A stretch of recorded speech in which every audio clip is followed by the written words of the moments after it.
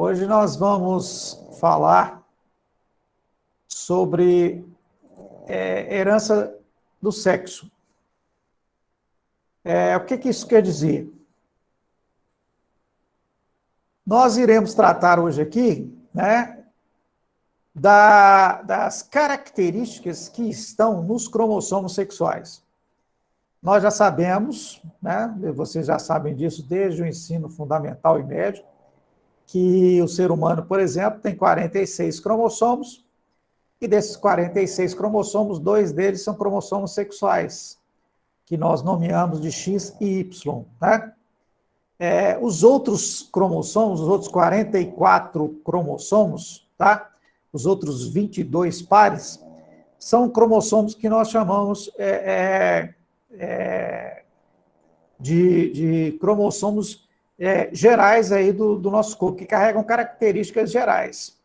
Então, esses cromossomos que não sexuais, né, eles têm as características que todos os indivíduos têm, independente do sexo. Tá? Já os cromossomos sexuais, o nome sexual não foi dado para eles à toa, ou seja, eles são chamados sexuais porque algumas características que eles transportam estão relacionadas à definição de características específicas de cada sexo, tanto do sexo feminino quanto do sexo masculino. É justamente nesses cromossomos que nós temos biologicamente a definição de masculino e feminino. É nesses cromossomos que estão as características que promovem essa diferenciação aí. Então, nós vimos até agora, para todas as outras características que foram estudadas, que o comportamento dessas características é genérico, ou seja, elas são transferidas ou passadas de pai para filho usando obedecendo aquelas leis mendelianas de transmissão de características hereditárias. Porém, no que se refere à herança do sexo, a gente tem alguns detalhes que são específicos em relação a essas características, que é o que nós vamos ver a partir de agora nessa aula de hoje nós. Bom, quando a gente fala de herança ligada ao sexo, é porque nós estamos falando especificamente daqueles genes que estão nos cromossomos sexuais, né? Nesse caso, esses cromossomos, eles são diferentes.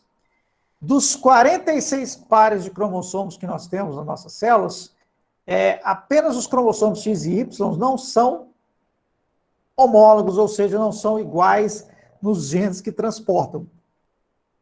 Esses 2 cromossomos X e Y são diferentes, tá? Porque carregam genes diferentes. Aliás, podem carregar genes diferentes, genes semelhantes, nós vamos ver daqui a pouco. Mas eles não são iguais. Então, nós não podemos necessariamente dizer que eles são homólogos. Tá? Por isso que eles são chamados de heterocromossomos, porque são diferentes, X e Y. Isso foi observado a primeira vez que foi observado e estudado com mais clareza, né? Foi quando o pesquisador Thomas Morgan, ele estudando a mosquinha lá da fruta mais uma vez, a drosófila, ele observou, por exemplo, que havia um padrão no que se referia a algumas características relacionadas ao sexo. Por exemplo, nessas moscas, a cor branca dos olhos só existe nos machos e a cor vermelha só nas fêmeas. Então, não é uma característica como as outras normais, ou seja, que independe do sexo, a distribuição dela nos indivíduos. O que levou a ele a estudar melhor isso daí é esse fato de que, quando você botava, por exemplo, para cruzar moscas de olho branco com olho branco, olho branco com olho vermelho com olho vermelho, não seguiam aqueles padrões mendelianos. Porque os genes não estavam nos cromossomos que carregam as informações genéricas para o nosso organismo da mosquinha lá. Tá? os genes estavam localizados nos cromossomos sexuais. Então, se, por exemplo, o gene para a cor vermelha está no cromossomo sexual feminino, numa porção que não tem no masculino, então jamais um macho vai ter cor vermelha. E também a mesma coisa acontece com a cor branca, né? Se o gene que determina a cor branca, está no cromossomo masculino, numa posição que não existe representante no feminino, então as mosquinhas lá, femininas lá, não vão ter a cor branca. Então, não seguiam aquele padrão de distribuição normal, tá? Essas características. E aí foi aí que nós descobrimos, então, que os cromossomos sexuais são diferentes. Então, aqui nós temos, por exemplo, como é que a gente compara os dois cromossomos sexuais. Normalmente, o cromossomo Y é um pouco menor que o cromossomo X, tá? O cromossomo X, ele normalmente ocorre tanto no sexo feminino quanto no sexo masculino, só que no sexo feminino ele ocorre aos pares, aí sim eles são iguais, e no sexo masculino ele só ocorre uma única cópia dele, ou seja, um único cromossomo, porque o outro é Y, tá? E quando a gente compara esses dois cromossomos, nós verificamos, por exemplo, que existe uma porção, um local no cromossomo X que tem genes que não tem no cromossomo Y. Ou seja, essa característica aqui, as características que estão aqui, nós não vamos ter representantes do cromossomo Y. Qual a consequência disso? Ora, se é uma mulher, vai ter 2X. Aí vai seguir os padrões de herança que nós vimos até agora. O gene que for dominante domina, o que for recessivo é recessivo. Beleza, porque os dois são iguais. Você vai ter um gene em um cromossomo, um gene em outro. Então, eles vão medir forças. Agora, quando é o homem que junta X e Y, os genes que estão aqui nessa posição do X não encontram representantes no Y. Isso quer dizer o quê? Que a característica que eles determinam vai ser definida pelo gene que tiver no X. Tá? Então, eu não tenho essa possibilidade de ter, por exemplo, um outro par de gene no Y. Por isso que esses genes aqui, nós chamamos esses genes ligados ao sexo, né? Porque eles podem, essas características, elas estão no sexo feminino e estão no sexo masculino. Só que no sexo feminino elas estão em dose dupla e no sexo masculino estão em dose simples, ou seja, é o que nós chamamos de hemizigose. Porque só tem nenhum dos cromossomos quando é homem, tá? Isso vai fazer diferença na frequência dessas características que nós vamos ver daqui a pouco. Existe uma outra porção dos dois cromossomos, onde os genes que tem no X vai encontrar representante no Y. Então, é o que nós chamamos de herança parcialmente ligada ao sexo, né? Então, aqui sim, nós temos alguns genes que tem no X e tem também no Y, tá? Uma terceira, esse aqui é o que nós chamamos de parcialmente ligado ao sexo, porque uma parte está no X e outra parte está no Y. Uma terceira região que nós identificamos em relação aos cromossomos sexuais é uma região do Y, onde tem genes que não tem no X. Então, essas características que estão nessa região, elas são exclusivas, restritas ao sexo masculino. Só os homens vão ter. Porque só os homens têm Y. E como não tem, essas características não existem no cromossomo X, e as mulheres só têm X, então os genes que estão aqui não tem nas mulheres. Então, são características restritas que só vão existir no sexo masculino. Bem, vamos pegar alguns exemplos aqui.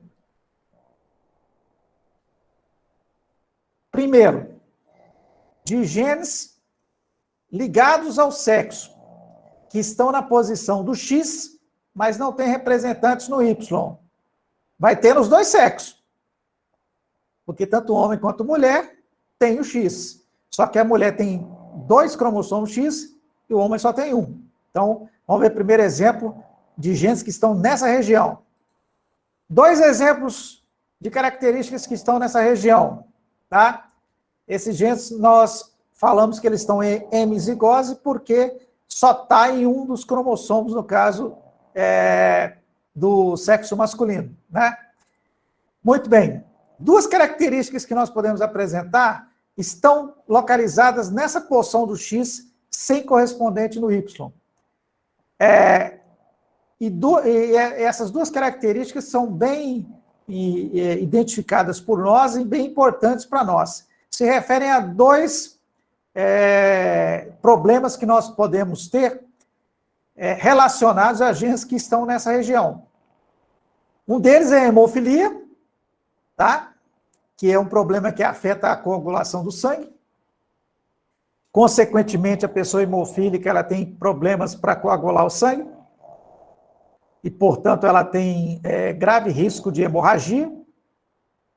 As pessoas hemofílicas elas têm que ter um cuidado muito grande com qualquer sangramento, porque elas não conseguem coagular o sangue e podem perder muito sangue antes de estancar qualquer ferimento. E isso pode levar, inclusive, à morte, qualquer ferimentozinho. Tá? Hemofilia é uma característica genética e os genes que definem se a pessoa é hemofílica ou não estão no cromossomo X, na região do X que não tem representante no Y. Outra característica é o daltonismo. Daltonismo é um outro problema também que pode afetar os seres humanos, que é a incapacidade de diferenciar determinadas cores. Então, tem pessoas, por exemplo, que não conseguem diferenciar verde de vermelho. Tá? Para ela não sabe a diferença de verde e vermelho, por exemplo. Às vezes ela vê tudo verde, onde é vermelho, ela vê tudo verde, onde é verde, vê tudo vermelho. Não consegue diferenciar as 2 cores. Em casos mais graves, por exemplo, a pessoa enxerga tudo em preto e branco, que é a descromatopsia total, por exemplo. Tá?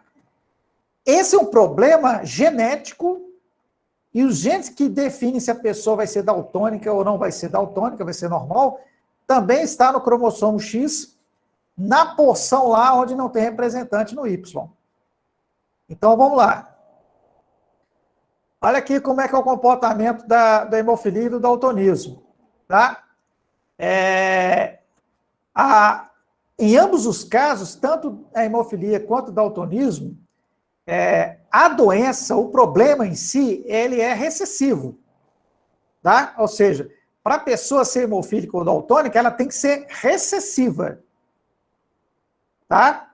A questão é que, como a mulher tem 2X, para ela ser recessiva, vamos pegar aqui, ó, no caso do daltonismo, por exemplo, a mulher, para ela ser daltônica, ela precisa ter o gene recessivo nos 2 cromossomos X.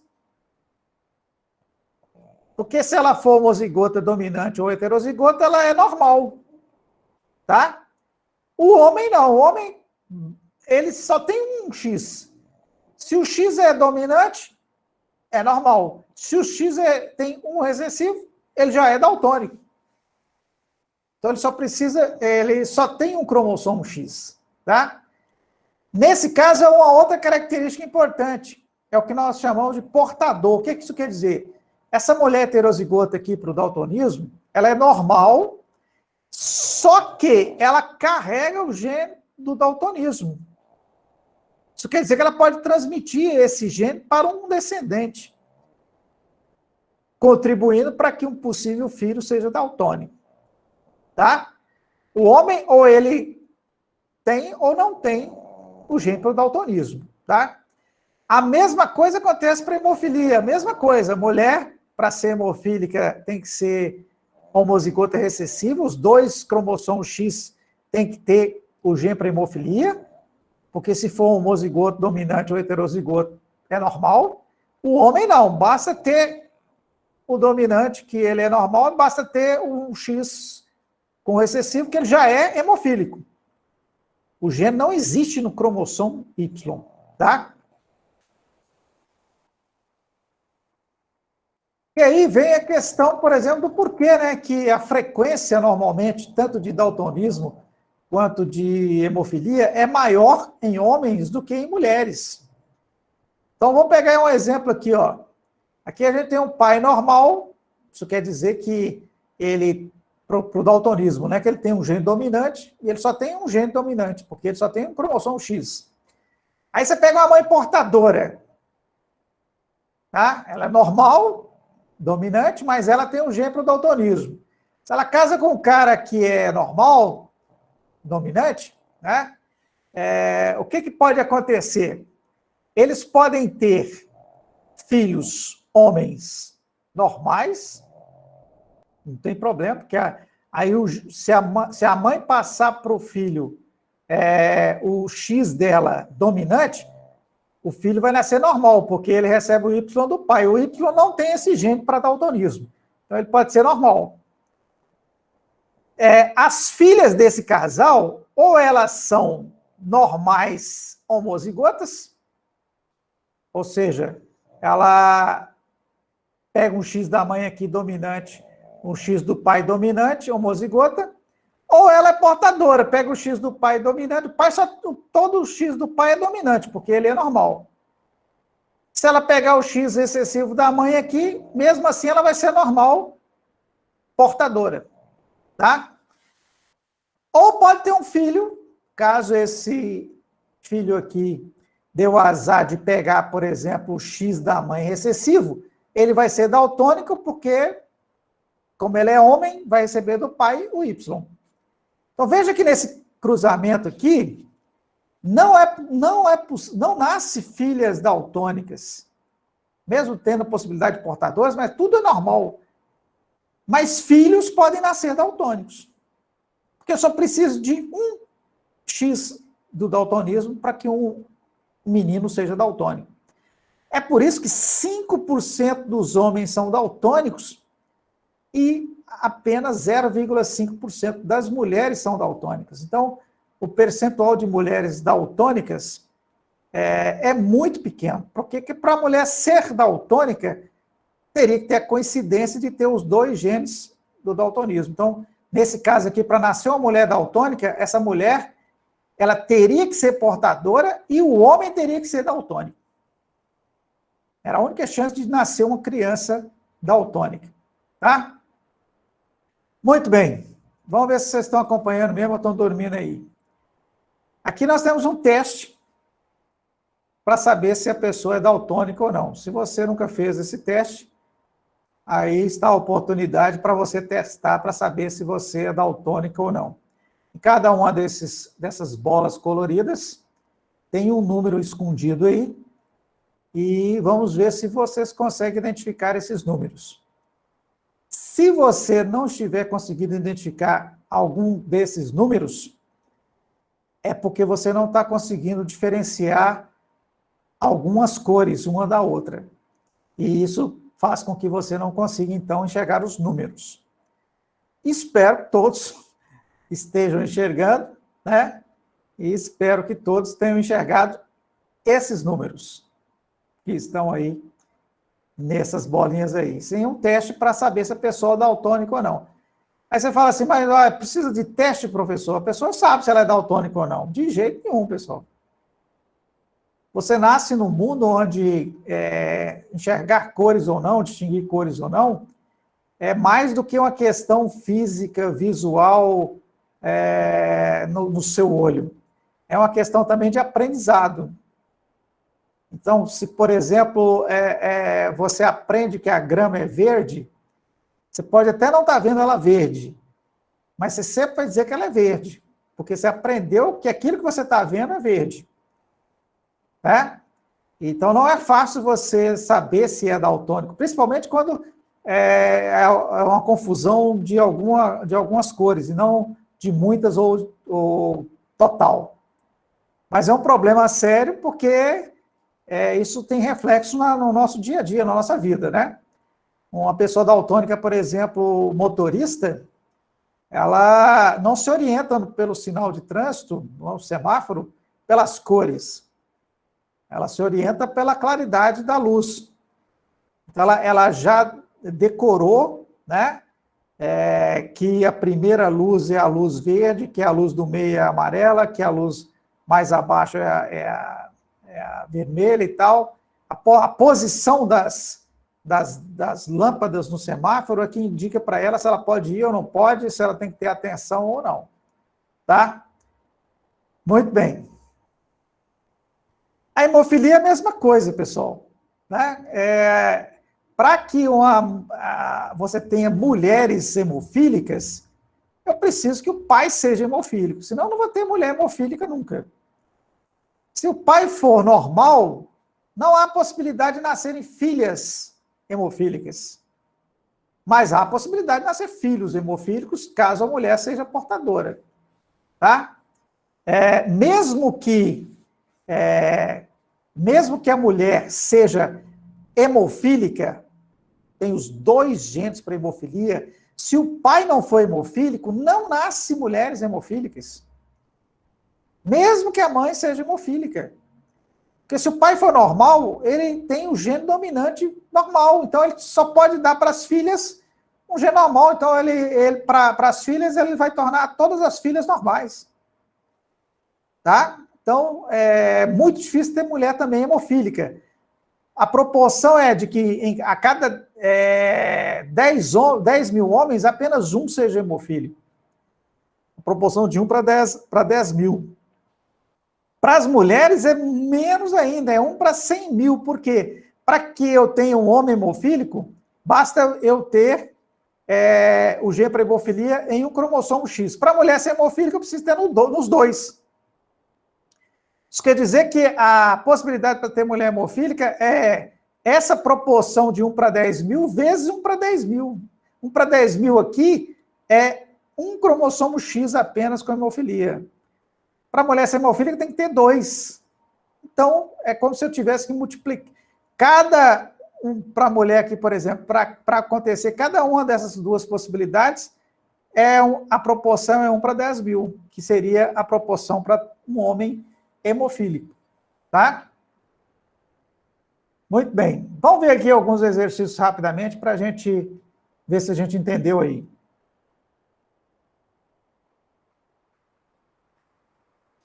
Bom, no heredograma aí, né, o diagrama abaixo, está representando um casamento entre um homem normal, tá?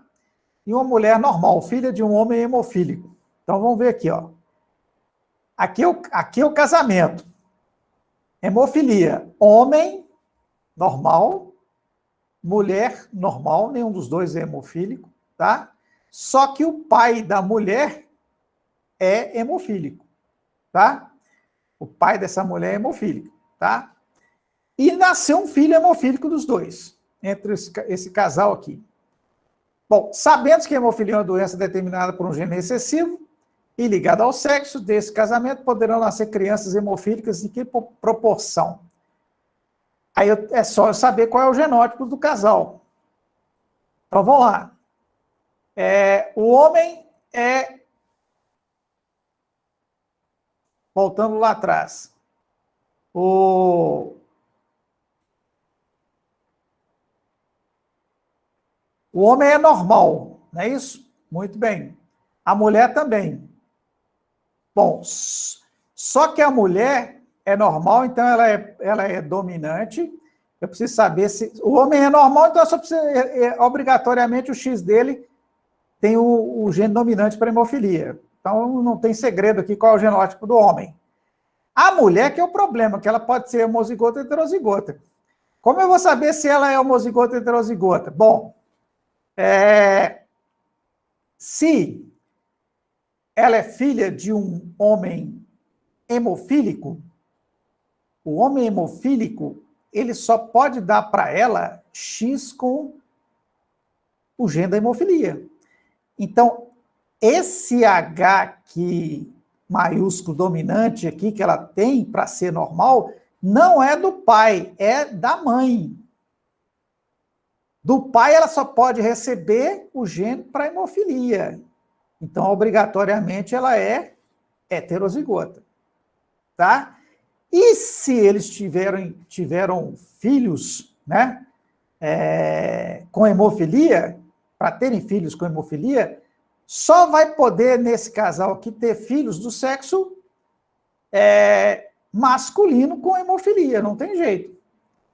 Por quê? Porque o pai, o gene é dominante, normal. Todas as filhas vão ser normal por causa do pai, todas.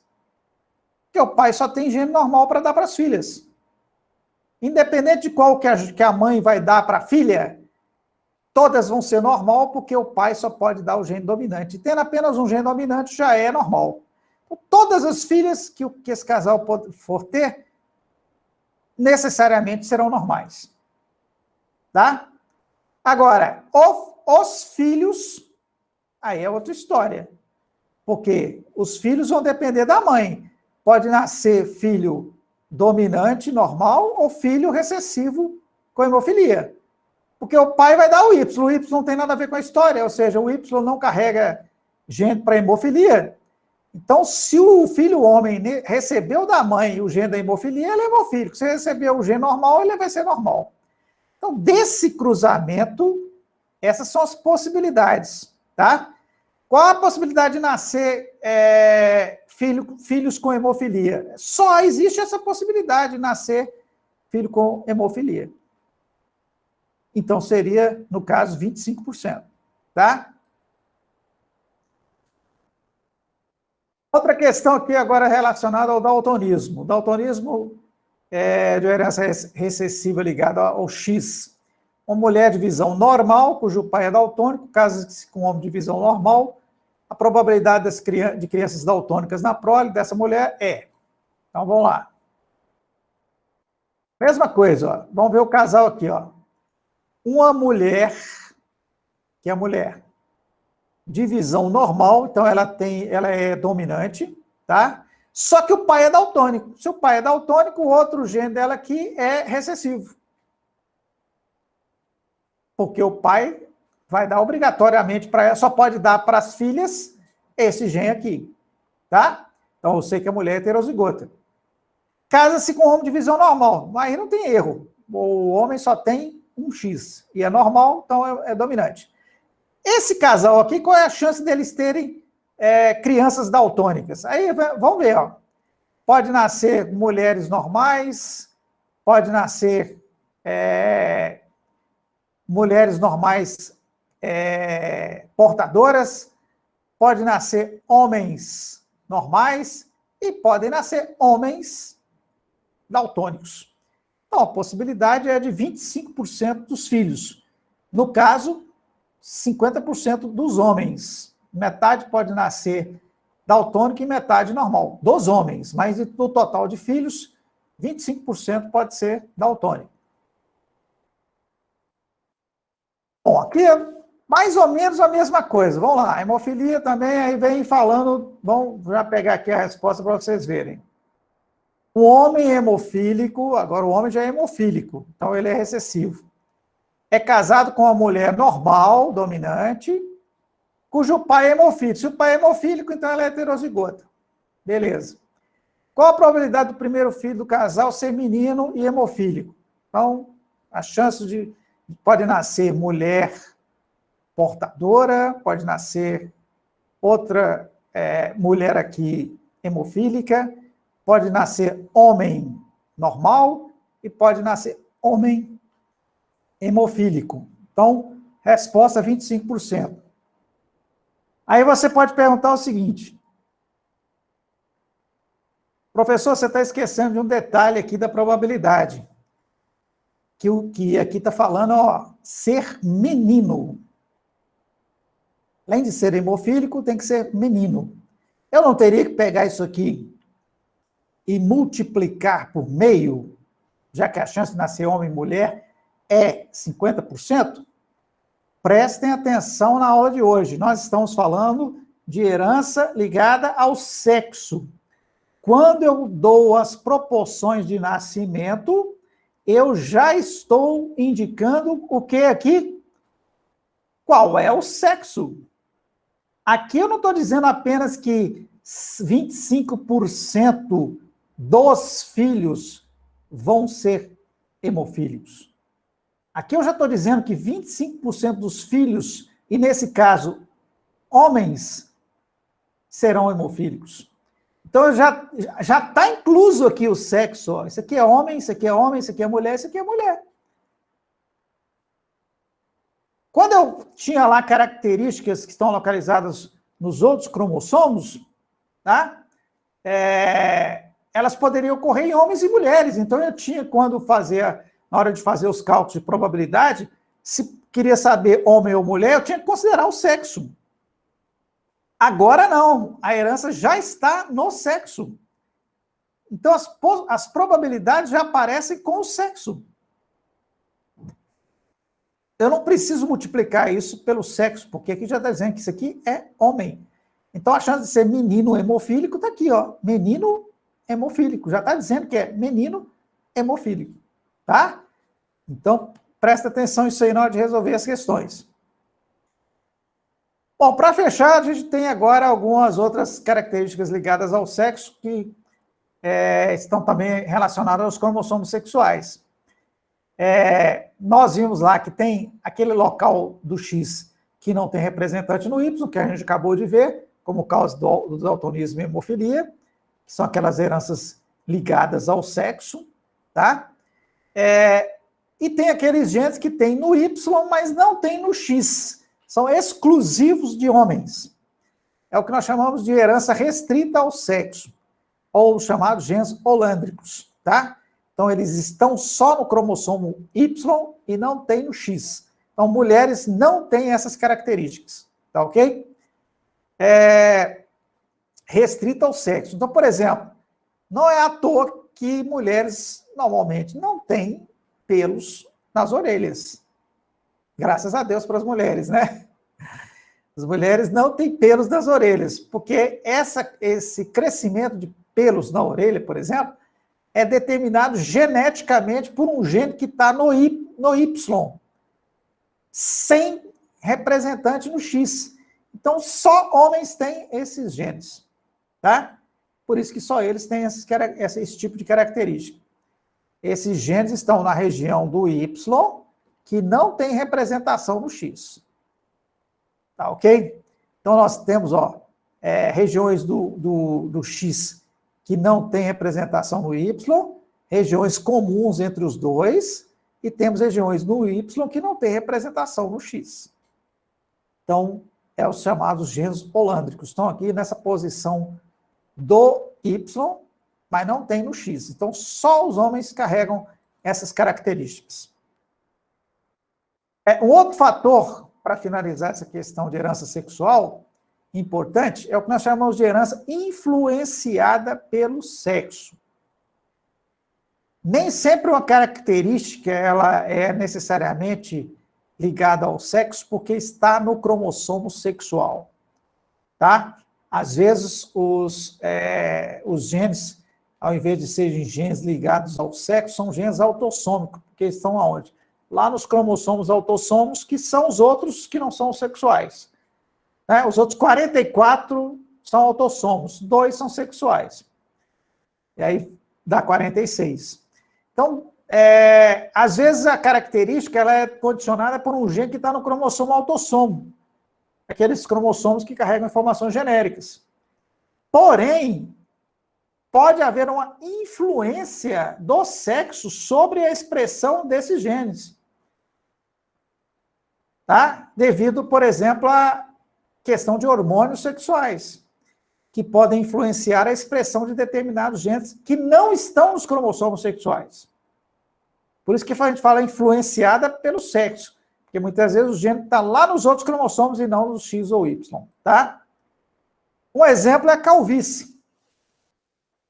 Calvície é determinada geneticamente por genes autossômicos, não estão no cromossomo sexual, nem no X nem no Y. Porém, há uma influência do sexo sobre a calvície. Por que tem menos mulheres calvas do que homens? Mais uma vez, graças a Deus, né, para as mulheres. Porque há uma influência dos hormônios sexuais na expressão do gene da calvície, que protege mais as mulheres da queda de cabelo mais do que os homens. Mesmo que haja um gene para definir que ela seja calva, na maioria das vezes, os hormônios sexuais bloqueiam a ação desses genes e é como se eles se comportassem como genes normais e não permitissem que a mulher ficasse calva. Por isso que muitas vezes, quando a mulher vai envelhecendo, ficando cada vez mais velha, algumas continuam mantendo, né, o cabelo normal e outras acabam apresentando a calvície já em idade avançada, né? Os cabelos começam a cair demais e ela vai começando a ficar cada vez mais calva, porque vai perdendo a proteção dos hormônios sexuais, tá? Então, o que acontece com a calvície? Para que homem e mulher sejam calvos, tá? Eles precisam necessariamente, o gene para calvície ele é dominante, tá? Então, para ser calvo tem que ter um gene dominante. A pessoa não calva, ela é recessiva, tá? Então, o homem, por exemplo, para ele ser calvo, ele pode ser homozigoto dominante ou heterozigoto. Ele é calvo. Necessariamente vai ser calvo. O recessivo não é calvo, tá? Não tem perda de cabelo. Já nas mulheres há uma pequena diferença. Para que a mulher seja calva, ela precisa ser necessariamente homozigota dominante. Porque se ela for heterozigota, um gene só, graças aos hormônios sexuais, não é suficiente para determinar a calvície nela. É como se esse gene dominante aqui, na mulher, na heterozigota, se comportasse como recessivo. Então, para a mulher ser calva, precisa dos dois genes dominantes, porque se ela for heterozigota, um gene só não consegue determinar a calvície nela. E se ela for recessiva, aí ela não vai ser calva mesmo, tá? Então, aqui que está a diferença no heterozigoto. Porque o homem não importa se é homozigoto ou heterozigoto. Nos dois casos, ela é calva. Na mulher, não. Só o homozigota que é calva. A heterozigota não é calva, considerando dominantes, tá? Vamos ver esse exemplo aqui, ó. A calvície é determinada por um gene autossômico cuja dominância é influenciada pelo sexo. Influenciada, não é determinada pelo sexo, tá? Porque os genes para calvície não estão nos cromossomos sexuais. Comportando-se como dominante no homem e como recessivo na mulher. Igual nós falamos, no caso do heterozigoto, a mulher é como se o gene se comportasse como recessivo. Simbolizando-se o gene que causa a calvície por C maiúsculo e o seu alelo selvagem por C minúsculo, indique o genótipo dos indivíduos 1, 2, 3, 4 e 5, da genealogia abaixo, na qual esses genes estão segregados. Aqui tem uma legendazinha dizendo que esses que estão escuros são calvos e esse que está claro é não calvo. Então, quais seriam os genótipos desses indivíduos? Vamos ver aqui, ó. Lembrando lá a legenda, ó, escuro, calvo, claro, não calvo. Todos que estão escuros são calvos. Teoricamente, então, todos são dominantes. Tem que ter um gene dominante, todos. Tá? Só que nós acabamos de aprender que a mulher, para ser calva mesmo, só se ela for homozigota é dominante. Tá? Aí apareceu uma mulher 5 lá, não calva. Se ela não é não calva, esse homem aqui não pode ser homozigoto dominante. Porque para ela não ser calva, tá? Primeiro, ela só pode receber da mãe aqui um gene dominante, porque a mãe é calva, então a mãe é dominante homozigótica. Então ela recebeu o C maiúsculo da mãe. Como ela não é calva, provavelmente é porque ela é heterozigota. Então o gene recessivo que ela recebeu não foi da mãe, foi de quem? Do pai. Então o pai é calvo, mas é um calvo heterozigoto. Tá? A mulher aqui, essa 4, é calva. Para ser calva tem que ser homozigota dominante. Então é um C maiúsculo da mãe e um C maiúsculo do pai. Aqui eu tenho certeza que é esse o genótipo. Agora, esse homem aqui, tanto faz. Ele pode ser um homozigoto dominante, pode ser um heterozigoto, que ele vai ser calvo de qualquer jeito. Então, esses são os possíveis genótipos desses indivíduos nesse heredograma aí.